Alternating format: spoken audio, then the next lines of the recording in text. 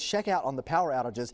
So we're going to zoom first in on Alabama. Washington County still has a higher percentage of outages with 242 customers out at this time.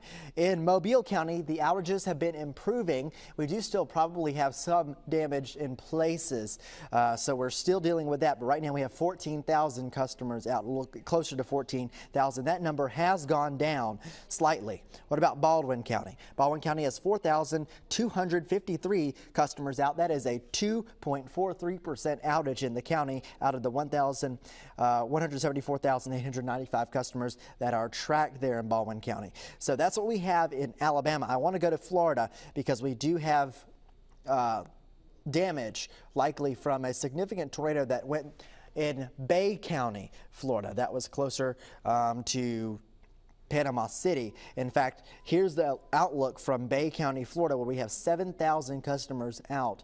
And that is, of course, closer to Panama City. That a result of some significant storms that they had there.